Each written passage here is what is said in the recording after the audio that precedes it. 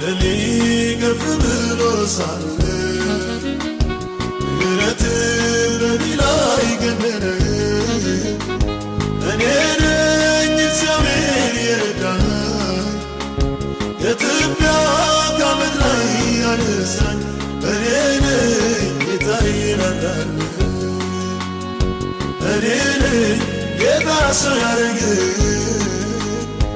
እኔ ነኝ ይቅር የተባልኩ ከልጅነቴ ጀምሮ ገና ከሕፃንነት